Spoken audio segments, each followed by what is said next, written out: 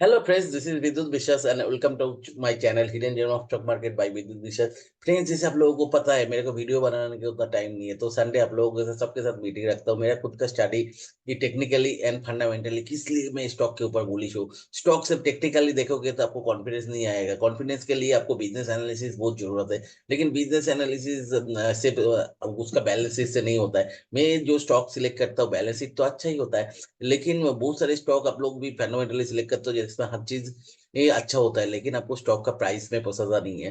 नहीं, क्योंकि स्टाइक जिसका सब कुछ ऑलरेडी दिख चुका है, तो वो तो मतलब ऑलरेडी भाग चुका है, कैसे मिलेगा। तो आप लोगों को पोटेंशियल बिजनेस अभी का मार्केट सिनेरियो के हिसाब से देखना पड़ेगा, जब फ्यूचर में क्या होगा। जैसे अभी ईवी का ट्रेंड चल रहा है, या तो कोई कंपनी खराब टाइम से, मतलब पूरा सेगमेंट खराब टाइम से जा रहा है, लेकिन वो कंपनी एक्सपेंशन पे जा रहा है। ये ह्यूज मतलब फ्यूचर जो मार्केट्स आ रहे हैं, जैसे ईवी सेगमेंट हो गया, ये सब के हिसाब से मतलब वो अपना बिजनेस सेगमेंट चेंज करा रहा है। बिजनेस का जो सोचो 5 साल पहले जो चलता था अभी शायद नहीं चलेगा।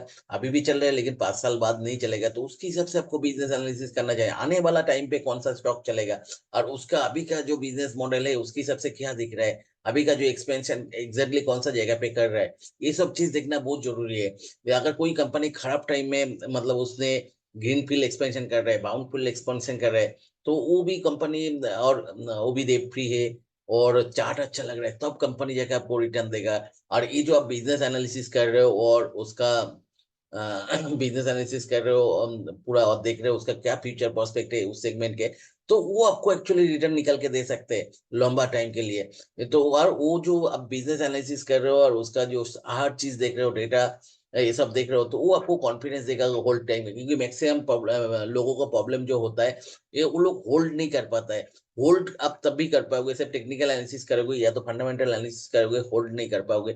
आपको उसको टेक्निकली एनालिसिस करना पड़ेगा और उसके साथ फंडामेंटली भी बिजनेस देखना पड़ेगा क्या जगह पे। जैसे बहुत सारी कंपनी का प्रॉफिट माइनस में होता है, लेकिन हम लोग देख उसको प्रोस्पेक्ट देखते हैं, बिजनेस प्रोस्पेक्ट, और किस लिए माइनस में है वो देखना पड़ता है। तो इस तरह का सेगमेंट है। जैसे हर संडे मैं 3-4 स्टॉक डिस्कस करता हूँ। इस संडे भी मैंने डिस्कस किया है, तो लेकिन वीडियो काफी लंबा हो जाता है, उसलिए लोग उसको देखता नहीं है, या तो उतना लंबा टाइम तक लोगों को बेनिफिट नहीं मिलता है। तो इस संडे मैंने मतलब जो डिसीजन लिया जाए, सारे जो एक एक स्टॉक का डिस्कशन है उसको कट कट के अलग अलग वीडियो बनाने के, तो लोग सिर्फ वही जगह को देख सकते हैं और उसको कॉन्फिडेंस मिले। चलो अभी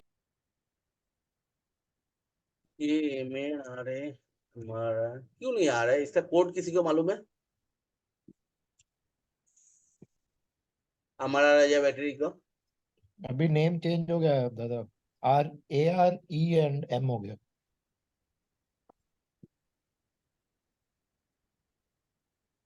इसका 5 4 टाइम 0 8। मेरे ख्याल से नाम चेंज नहीं हुआ इसका फाइव एक। 4 टाइम 08। इसका एक और इसका वो मेरे ख्याल विंग खोला है शायद। चलो, हमारा राजा बैटरी को देखोगे तो इस टाइम जो था, एक 2011 से लेके 2015 तक ह्यूज मूवमेंट था, तो उसके बाद वो हाई को अभी तक क्रॉस नहीं कर पाया। इस जगह पे एक डाउन ट्रेंड ब्रेकआउट था, इस जगह पे सब कुछ था, लेकिन उसने तब भी इस जगह से एक रिट्रेस दिया था जो ये हाई है इस जगह को, क्योंकि ये हाई को ये फर्स्ट टाइम रिटेस्ट कर रहा था, ठीक है। तो लेकिन देखो अभी भी लॉन्ग टर्म चार्ट में अप ट्रेंड में क्यों है, ये जो लो है इसको ब्रेक नहीं किया, ये एक्चुअली हायर लो दिया, ठीक है। हायर लो देके इस जगह पे कंटिन्यूअसली हायर हाई वो दे रहे, तो मतलब मंथली चार्ट पे भी अप ट्रेंड में है। अभी इस जगह पे देखोगे, ये जो 2 साल 3 साल का जो ये बॉटम था वो बॉटम आउट हो गया। तो आप अगर इस जगह पे वीकली चार्ट पे देखोगे, ये जगह बड़ा, जो बड़ा मूव एक डाउन मूव आया था इस जगह से आया था, मतलब स्मार्ट मनी का कॉन्फिडेंस था नहीं, तो इस जगह से एक बड़ा सेल था। तो इस जगह पे आप अगर देखो, क्योंकि उस टाइम ऑन द गवर्नमेंट के साथ केस चल रहा था, बहुत सारे चीज चल रहा था, तो लेकिन इस जगह को देखो, इस जगह पे वो थोड़ा सा मतलब कंसोलिडेट किया। देखो अभी मैं क्यों बोल रहा हूँ ये चल सकते हैं, क्योंकि इस जगह पे ऑलरेडी कंसोलिडेट कर लिया ब्रेकआउट के पहले, कंसोलिडेट करके ब्रेकआउट दिया, तो मेरे को अभी क्या लगता है, ये कंसोलिडेट करके ब्रेकआउट दिया तो इस जगह के पहले तो रोकेगा नहीं 1020 के पहले। हाँ, लेकिन ये 1020 में भी क्यों इधर से ऊपर जा सकते हैं। देखो ये फोर्थ टाइम रिटेस्ट कर रहा है ये जोन को, फोर्थ टाइम, तो इस जगह पे आएगा तो थोड़ा बहुत कंसोलिडेशन के बाद इस जगह को क्रॉस करेगा, 2015 का हाई को क्रॉस करेगा, तो जब भी मतलब 9 साल का एक ब्रेकआउट मिलेगा जो मल्टी ईयर ब्रेकआउट होता है, तो उसके बाद शायद 5 गुना 10 गुना भी हो सकता है। और मैं क्यों ऐसा बोल रहा हूँ, इसमें बहुत सारे पॉजिटिव चीज है। चलो मैं चार्ट की तरफ से जो मेरे को दिख रहा है वो तो मैं बता दिया, आप लोग बोलो इसका क्या क्या पॉजिटिव चीज है। दादा बिफोर फाइनेंशियल इसका एक पॉलिटिकल सिचुएशन है, काफी इंटरेस्टिंग और इम्पोर्टेंट चीज है जो एपी गवर्नमेंट का साथ इनका जो क्लैश था, जिसकी वजह से ये मतलब काफी know they had to face a lot of troubles. तो एक तो उन्होंने क्या किया, काफी उनका बिजनेस उन्होंने हैदराबाद शिफ्ट कर दिया तेलंगाना में, तो वो यस एक बहुत बड़ा पॉजिटिव था उनके लिए। और सेकंड चीज ये है उनका पॉजिटिव कि अगर अगले साल एपी में गवर्नमेंट चेंज होती है तो इनके लिए बहुत पॉजिटिव रहता है, बिकॉज तेलंगाना में टीडीपी नारा चंद्रबाबू नायडू का जो फॉर गवर्नमेंट वो चल रहा है, और आंध्रा में अगर टीडीपी का गवर्नमेंट आते है तो फिर दोनों जगह पे इनको पॉजिटिव मिलता है, तो इनको रोक ही नहीं सकते। वहां पे पॉलिटिकल साइड से बोल रहा हूँ दादा मैंने ये। दूसरा इसका फंडामेंटली तो इसका अच्छा ही है दादा, मतलब मुझे सर वो पहले हाँ ईवी बैटरीज बना रहा है, ईवी बैटरीज का फैक्ट्री कर रहा है और वो सुनाई नहीं बहुत दे ग्रो रहे। कर 1 गीगावाट का ईवी फैक्ट्री बना रहा है, बैटरी पैक्स। और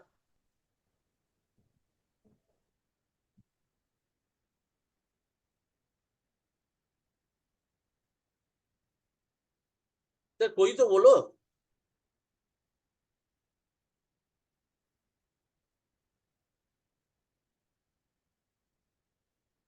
सर किसी को कुछ मैं तो अभी आप लोगों का डिमांड मान के वीक का मिडिल में ही बता दिया, तब भी कोई स्टडी नहीं किया। नहीं, मेरे तो अमर राजा बैटरी का तो मेरे ख्याल कैसे में आप ही लोग शायद पैसा इसने कमाओगे बताया था। सर? खुद स्टडी नहीं करोगे तो कभी पैसा नहीं कमा नहीं, वो सकते तो हो सर। आपने मेरे ख्याल से बीएमएल और वो बोला था साथ में जो ग्रीव्स कॉटन और उसके अलावा ये अमर राजा का मुझे ख्याल नहीं है, मैं शायद मिस कर गया हूँ उसको। दादा इसके साथ साथ इन्होंने अभी जो है एक प्लांट रिसाइकलिंग का प्लांट भी लगाया है, जिसमें कैपेक्स करीब 100 करोड़ रुपए की इन्वेस्टमेंट करी है इन्होंने। लेड रिसाइकलिंग का हाँ, लेड रिसाइकलिंग का। और कि ये जो उसका बैटरी बनाता है उसका मेन रॉ मटेरियल लेड होता है। तो जी लेड रिसाइकलिंग का बनाएगा तो उसका जो लेड इंपोर्ट का मतलब जो वो है वो डिपेंडेंसी बहुत कम हो जाएगा। वो बहुत एक पॉजिटिव पॉइंट है लेड रिसाइकलिंग जो प्लांट बनाए, क्योंकि जी। उसका और रॉ उसके साथ ही मटेरियल के ऊपर 40% ऑलमोस्ट 40% वो रिसाइकिल करके निकल लेते हैं, तो उसका जो हम्म, रॉ मटेरियल के ऊपर डिपेंडेंसी बाहर से वो कम हो जाता है। जी। और इसके साथ साथ जो इसकी सबसे अच्छी बात रही है कि सर इसके पास करीब करीब 30,000 डिस्ट्रीब्यूटर एज ऑफ नाउ अभी हैं टोटल। हम्म। पर एक डिसएडवांटेज ये है कि इसके जो मेजर प्लांट्स अभी सिर्फ तेलंगाना में तो अभी शुरू किया है, क्योंकि ये मेंबर ऑफ पार्लियामेंट भी है एलुरु से ही। ये हम्म। जो गल्ला जी है, जयदेव है, ये इज मेंबर ऑफ पार्लियामेंट। तो अभी इस मेजर क्या है कि इसके पास जो दो ही प्लांट है वो अपने छत वहां पे आंध्रा और उसी में है। तो एक सबसे बड़ा डिसएडवांटेज ये भी है, क्योंकि लॉजिस्टिक्स ट्रांसपोर्टेशन ये इससे बहुत बड़ा चैलेंज है। हम्म। और बाकी तो सर अगर इसके सीजीआर ग्रोथ की देखें तो ग्रोथ तो मतलब, क्योंकि हर चीज में है। मतलब पहले बैटरी ऑटो इलेक्ट्रिक ईवी में तो है ही ऑलरेडी, ये टू व्हीलर सबको सप्लाई भी कर रहा है, ये आर्टिफिशियल टेलीकॉम को भी दे रहा है। मतलब they are fully diversified sir. Yes. अभी मैं क्यों इसके ऊपर वो हूँ मैं बताता हूँ। देखो कोई भी इसका सबसे बड़ा कंपटीटर कौन है? एक्साइड। एक्साइड। एक्साइड। एक्साइड और एवर रेडी। एक्साइड और एवर रेडी।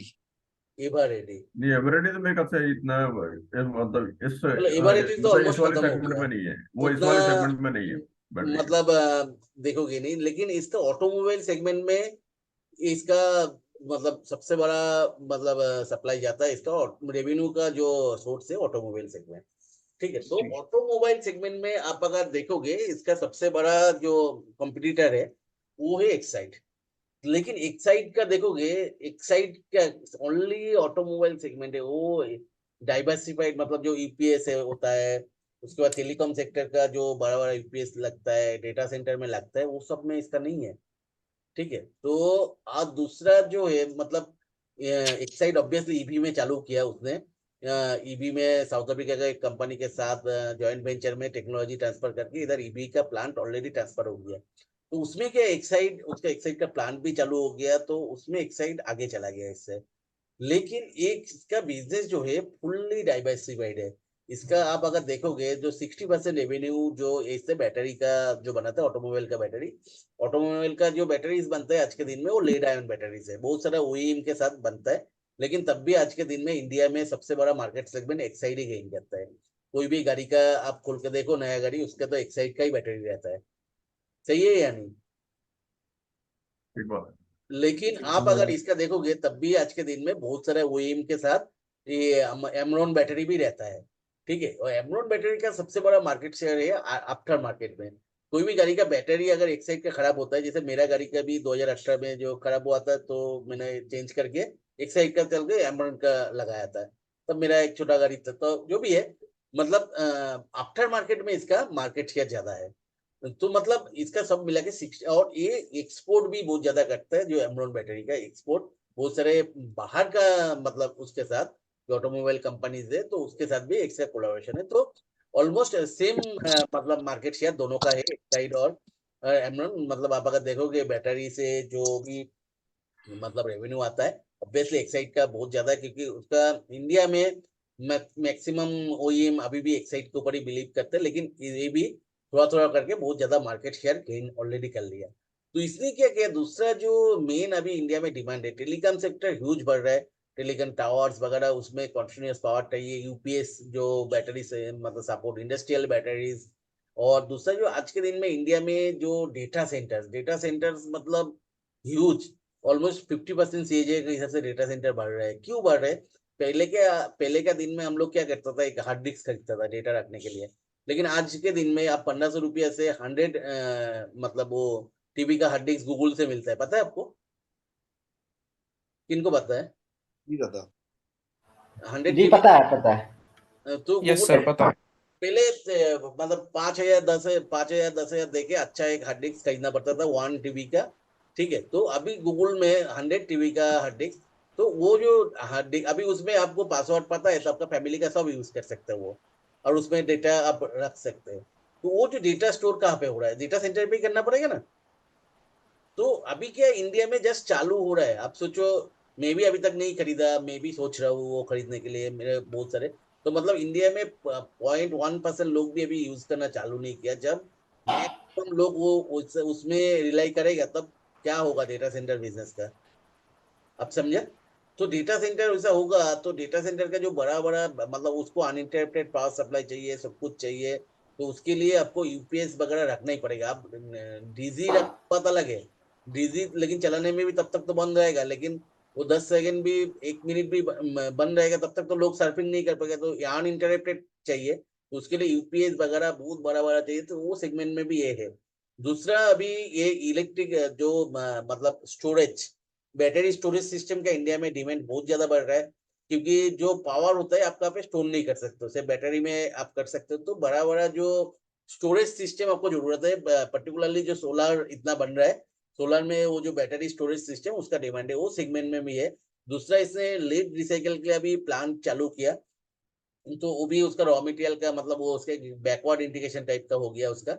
और क्योंकि रॉ मटेरियल थोड़ा सा प्राइस कम होगा। तीसरा जो है, अभी ईवी स्पेस में जो ईवी का पास है, मतलब बैटरी जो नॉर्मल मतलब बैटरीज है ईवी का, वो सेगमेंट में भी इसने चालू किया, बहुत छोटा से चालू हुआ। आप अगर इस जगह पे देखोगे, चलो मैं आपको वो लगेगा मैं ऐसा ही बोल रहा हूँ, ऐसा नहीं है।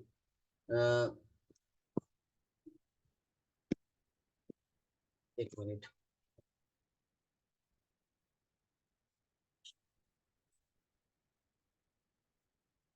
अभी रेलवे का भी बैटरीज जो जरूरत है उसका, देखो, new energy manufacture lithium ion cell and pack EV chargers and energy storage solutions. ये जो मैं बोल रहा था सोलर स्टोरेज, तो ये बिजनेस जहाज चालू किया, एक्सेल हो गया, लेकिन उसमें भी 250 करोड़ का रेवेन्यू आ गया। और इस साल उससे जो रेवेन्यू लास्ट ईयर आया उससे 3x से एक्सपेक्टेड है। और दूसरा जो अभी भी इसने जो ऑटोमोबाइल का जो ईवी का बैटरी, वो अभी तक ये बनाना चालू नहीं किया, लेकिन ह्यूज इन्वेस्टमेंट कर रहे हैं। नेक्स्ट 5 साल में इसने 9,000 करोड़ का इन्वेस्टमेंट का जो मतलब चांस है, जो जिसको सिर्फ डेडिकेटेड प्लांट टू ईवी। ठीक है, तो डेडिकेटेड प्लांट ईवी के लिए, तो मतलब बैटरी का हर सेगमेंट में जो मतलब कन्वेंशनल बैटरी से लेके ये जो डेटा सेंटर का यूपीएस, टेलीकॉम सेक्टर का यूपीएस, उसके बाद आपका क्या कहते हैं आपका, सॉरी यूपीएस में तब से बोल रहा हूँ, आप लोग भी मेरे को इन्वर्टर उसको कहते हैं, इन्वर्टर के लिए जो बैटरी चाहिए वो बैटरी। और दूसरा मतलब आपका ईवी के स्पेस में भी मतलब एग्रेसिवली कर रहे हैं अभी। आप बोलोगे तो ईवी का मतलब तो बैटरी काल उठ के बहुत सारे मैन्युफैक्चरर आएगा, नहीं सर उतना असर नहीं है बैट। इसमें तो एक तो आपको बैटरी में मतलब एक्सपर्टाइज चाहिए होता है, और दूसरा ईवी का बैटरीज बनाने के लिए बहुत ह्यूज इन्वेस्टमेंट का जरूरत है, जो सबका बस का नहीं है। बहुत बड़ा जैसे टाटा ने कर रहा है वो मतलब उसके बाद आपका एक्साइड ने किया, वो भी जॉइंट वेंचर में किया। मारुति ने सुजुकी शायद वो मारुति सुजुकी ने उसके साथ तोशिबा के साथ जॉइंट वेंचर में किया, और टाटा ने किया। तो आज के दिन में ईवी के बैटरीज मतलब क्या होता है, पूरा का पूरा इंपोर्ट होता है, लेकिन इंडिया में ये सब जो प्लेयर्स है वो इंडिया में बनाना चालू किया, और धीरे धीरे मतलब प्लेयर्स बढ़ रहे हैं, लेकिन इससे ज्यादा नहीं होगा क्योंकि ह्यूज इन्वेस्टमेंट का जरूरत है। तो कुछ ही प्लेयर है, 4-5 प्लेयर ही वो ईवी का सेगमेंट का जो बैटरीज है वो कंट्रोल करेगा। तो ये इसमें एक ह्यूज अपॉर्चुनिटीज मेरे को दिख रहा है। तो इसमें देखो अभी ओनली 14,000 करोड़ का मार्केट कैप है इसका शायद, तो इसका 2-3 लाख करोड़ का भी नेक्स्ट 5 साल में मार्केट कैप हो जाएगा, तो मैं सरप्राइज नहीं होऊंगा इसमें। तो हो ही सकता है क्योंकि न्यू अपॉर्चुनिटी है, न्यू फील्ड है, तो मैं तो इसमें इन्वेस्ट करूंगा। तो आपका अभी बाकी आपका तो आपका स्टडी के हिसाब से करो। चलो आपका क्या राय है?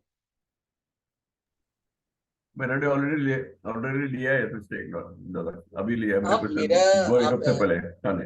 देखो हम लोग आपको पता है हमारा क्लाइंट ग्रुप पे हम लोग 540 से लेवल से है। हाँ जी। तो आप भी तो उसमें हो, तो आपको पता है हुआ जो हम लोग 540 का लेवल से लेके बैठा होगा। अच्छा अच्छा। हाँ जी।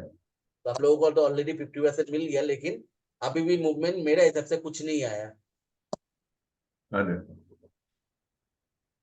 नहीं अभी तो मूड इसमें बहुत आएगा, बिल्कुल ठीक बात है। देखो हम लोगों को क्या होता है, नया लीडर्स जो ऑलरेडी लीडर्स बन चुका है उसमें आप कमा नहीं सकते हो बहुत ज्यादा, क्योंकि 5 लाख 10 लाख करोड़ का मार्केट कैप हो गया, उसमें और क्या कमाओगे आप? बिल्कुल। जो ऐसा छोटा छोटा कंपनीज है लेकिन बहुत अच्छा भरोसा कर रहा है इन्वेस्टर, तो उसमें से अगर 5 लाख करोड़ का मार्केट कैप जाए, सोचो इसका जिस हिसाब से प्रोस्पेक्ट दिख रहा है ये सेगमेंट में, तो अगर उस हिसाब से चला तो हो ही सकता है 5 लाख करोड़ का मार्केट कैप कोई बड़ा बात नहीं है। एक दिन इन्फोसिस का भी तो मार्केट कैप 10,000 करोड़ का था ना। बिल्कुल। तो बात वही मैं बोल रहा हूँ, तो मतलब एक दिन हो ही सकता है, क्योंकि ये सब नया सेगमेंट का नया लीडर से बड़ा मार्केट कैप मिल ही सकते हैं। तो अगर कभी सोचो आज से 5 साल 7 साल बाद अगर 5 लाख करोड़ का मार्केट कैप हुआ इसका, तो कितना टाइम से हो जाएगा? ये भी दादा आप चाहते हैं कि मार्केट भी बहुत बड़ा होगा ना बैटरी का। बहुत बड़ा मार्केट है, क्योंकि इंडिया में क्या मिडिल क्लास बढ़ रहा है, और ये एक्सपेक्टेड है 2040-45 तक 80% मिडिल क्लास हो जाएगा शायद। और बात ये कि जो अपने जो रिन्यूएबल एनर्जी का है उसके जो स्टोरेज अब आगे की जो एनर्जी जो है एनर्जी नीड्स उसी से ही फुलफिल होंगे आज किसी मोस्टली। का बात मेरे को सही से सुनाई क्यों नहीं दे रहा है, पता नहीं चल रहा है। दादा इसका एक और आप अगर आप स्क्रीनर में देख रहे हो तो आप जैसे ही वो 2021 में इनका पॉलिटिकल सिचुएशन चेंज हुआ ना, तो डीआई और एफआईआई का जो इंक्रीज है दैट इज फिनोमिनल। काफी उन्होंने इन्वेस्ट किया उन्होंने, मतलब बहुत नीचे से।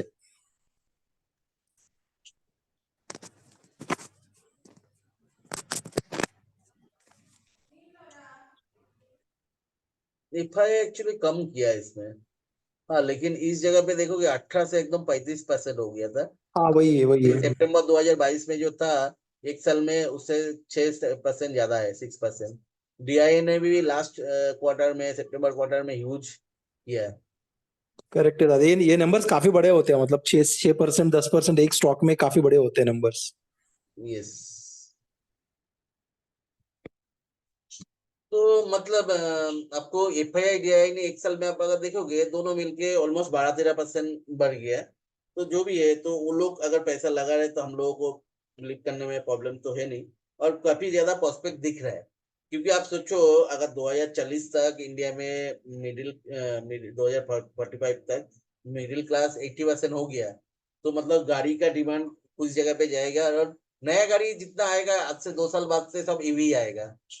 ये मतलब पुराना जो सेगमेंट से तो वो सब, और 5 साल ही 5-10 साल ही मैक्सिमम 5-6 साल 2030 तक। तो अभी क्योंकि ईवी का इतना फैक्ट्रीज बन रहा है बैटरीज वगैरह का, तो ऑब्वियसली तो आपको आने वाला टाइम तो इलेक्ट्रिक व्हीकल्स ही आपको मिलेगा। आज के दिन में क्या है, प्राइस ज्यादा है, जैसे जैसे मतलब प्लेयर्स आएगा मार्केट में प्राइस कम होगा धीरे धीरे।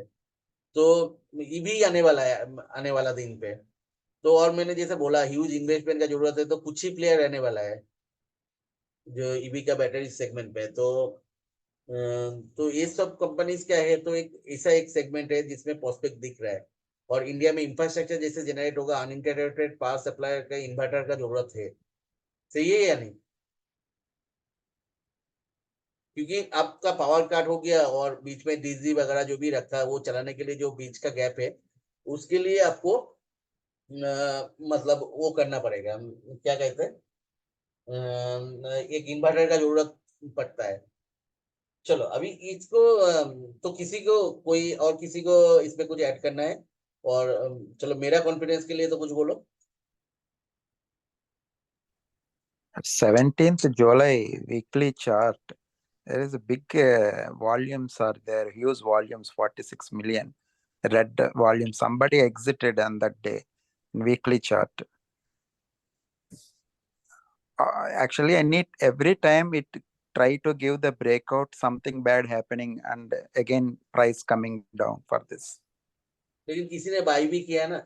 देखो जो भी प्रोस्पेक्ट लेके किसी ने सेल किया था, ठीक है, इस जगह से, अब जो तो उस हाई को क्रॉस कर गया, मतलब उसको नेगेट करने के लिए कोई तो आ गया ना मार्केट में। Sir, इस जगह से इतना बड़ा सेलिंग आया, मतलब ह्यूज कन्विक्शन किसी के था ये स्टॉक का, तो गया सब कुछ। लेकिन वो जो कन्विक्शन था उसके ऊपर वाला कन्विक्शन वाला कोई आया, तो तब भी ये ब्रेकआउट आया ना। yeah. एक और चीज होती है, मतलब जब आपकी लेकिन दूसरा जो होता है हैंड चेंज भी होता है।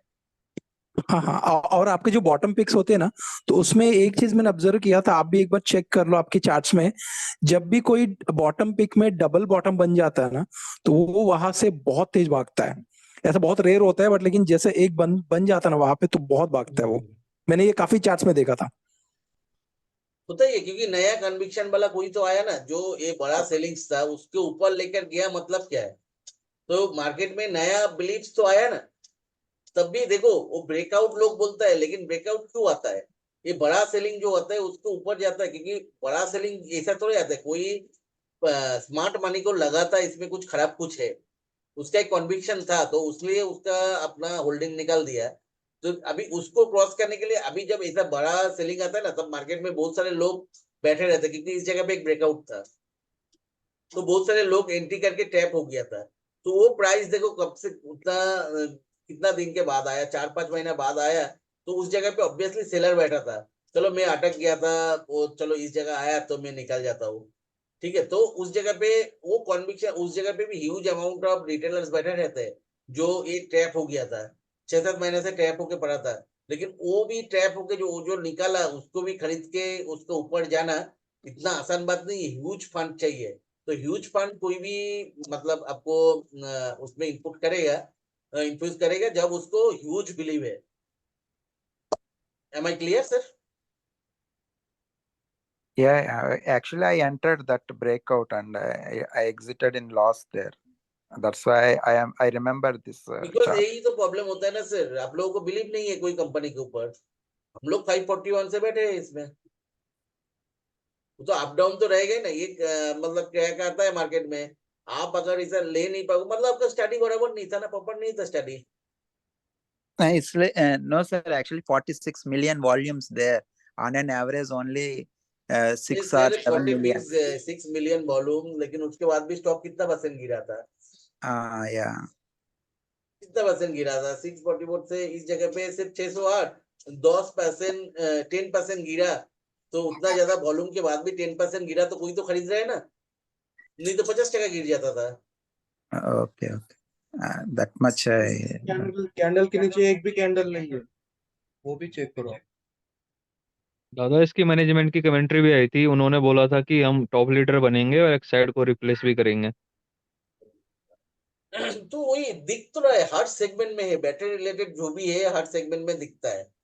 हम लोग इसमें 541 से बहुत दिन से बैठे हैं, मतलब इस जगह से शायद मैंने हम लोग जो लिया था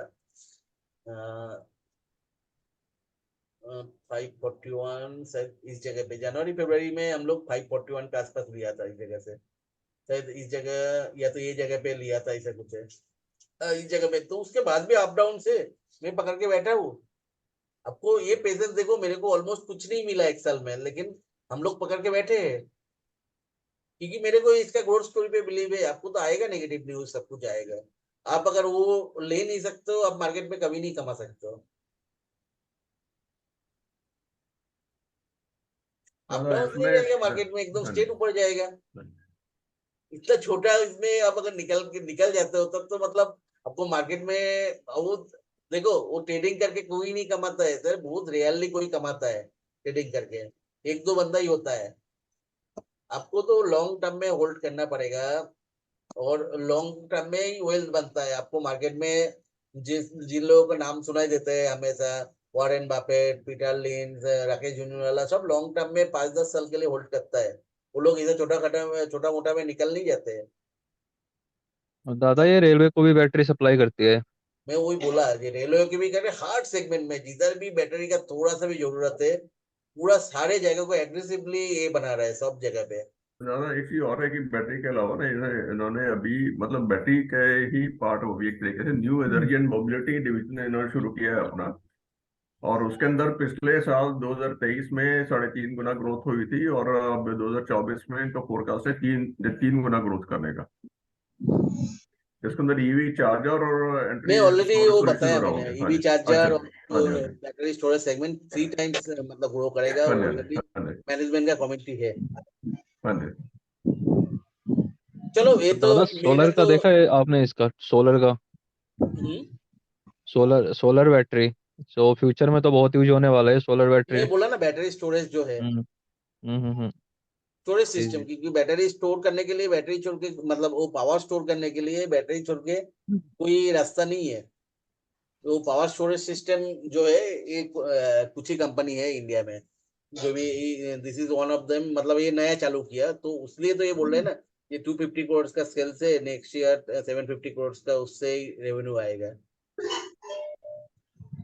तो जो भी है, मेरा तो बिलीव है। अभी बाकी मतलब जिन लोगों का बिलीव, में किसी का बिलीव लेने के लिए मैं इधर बैठा नहीं हूँ, तो मैं तो मेरा बिलीव अगर किसी से कुछ मिले तो उसलिए तो, लेकिन लोग स्टडी नहीं करते तो मैंने बहुत जल्दी इसको बंद कर दूंगा, क्योंकि मेरे को फायदा नहीं मिल रहा है तो मैं क्यों करूँ। क्योंकि लोगों का कोई स्टडी करेगा सब तो उससे कुछ मतलब बेनिफिट मेरे को भी मिलता है, तो लोग शादी नहीं करते तो मेरे को करके क्या फायदा है। जिसको करना है मेरे को पैसा देके करो, मैं कराऊंगा क्लास में, लेकिन क्लास भी सेकंड क्लास के बाद और नहीं रखूंगा। ऐसा तो है, मतलब अभी क्योंकि मेरे को बहुत ज्यादा वो लेना पड़ता है। तो किसी को अगर स्टडी करना ही नहीं है तो मतलब एक दो बंदा छोड़ के कोई स्टडी करता नहीं है। ये मेरे को, मेरा भी टाइम सस्ता नहीं है, क्योंकि आप लोगों से भी थोड़ा इनपुट मिले। मेरा क्लास का वही मोटिव है कि मेरे को स्टडी करने का उतना टाइम मिलता नहीं है, तो आप लोग थोड़ा स्टडी करो तो मेरे को भी इनपुट मिले, मैं समराइज करके कुछ कर सकता हूँ। तो किसी को कुछ नहीं पड़ा है जो भी है। चलो अभी इसमें से एक चीज मेरे को याद आया, जो डेटा सेंटर, अभी डेटा सेंटर का स्टॉक कौन सा है, किसी ने बता सकते हैं सर? डेटा सेंटर के लिए मेरे को अच्छा स्टॉक उतना तो मिल नहीं रहा है, तो किसी को पता है कौन सा स्टॉक में डेटा सेंटर के लिए इन्वेस्ट करना चाहिए? एक तो शायद टेलर मेड था दादा, हम्म, टेलर मेड सॉफ्टवेयर ऐसे कुछ नाम है। टेलरमेड सॉफ्टवेयर, मेरे को जो भी है टेलीग्राम ग्रुप पे आप लोग इनपुट देना, डेटा सेंटर का कौन सा स्टॉक है। तो लिस्टेड कंपनी में से तो मेरे को एक ही मिलता है, और जो इंडिया में मार्केट लीडर है, जिसका आसपास कोई नहीं है, किसी को पता है कौन है वो कंपनी? ब्लैक बॉक्स है क्या? NTT black box data centre में है? एनटीटी प्रोडक्ट टाइप है sir. NTT Netweb black box शायद डेटा सेंटर में नहीं है, लेकिन ब्लैक बॉक्स में कुछ न्यूज है क्या? कुछ दिनों से खोल ही नहीं रहा है। एनटीटी है एनटीटी। ब्लैक बॉक्स में क्या न्यूज है? मतलब ये देख लो, कंटिन्यूसली 6-7 दिन से कंटिन्यूस मेरा पोर्टफोलियो में तो है, कंटिन्यूस 5%। और ऐसा सर्किट, जो सर्किट मतलब सुबह प्री ओपनिंग से 5% का सर्किट पूरा दिन हिलता नहीं है, किसी को एनटीटी है है। सर एंटिटी नेटवेब से नेटवेब एंटिटी हम लोग ऑलरेडी डिस्कस हॉरिन कर प्रो हॉरिन प्रो एक डेटा सेंटर का। इंडिया में डेटा सेंटर का मतलब सबके पास सबसे ज्यादा डेटा सेंटर किसके पास है? एंटिटी बस एंटिटी आपको पता ही नहीं है, बेसिक स्टडी तक नहीं करते हो। जो गूगल में आप एक लाइन का वो दोगे, टाटा कम्युनिकेशन है टाटा दादा, कम्युनिकेशन है टाटा कम्युनिकेशन, इंडिया में मार्केट लीडर डेटा सेंटर में, टाटा जिसका कम्युनिकेशन। कॉम्पिटिटर कोई नहीं है। लेकिन उसका मार्केट कैप थोड़ा 50,000 करोड़ का हो गया, तो उसलिए मेरे को थोड़ा एंट्री करने का। लेकिन ठीक है, चलो, जो मतलब ग्रोइंग सेक्टर है, जिस सेक्टर का मतलब 50% के आसपास मतलब CAGR है,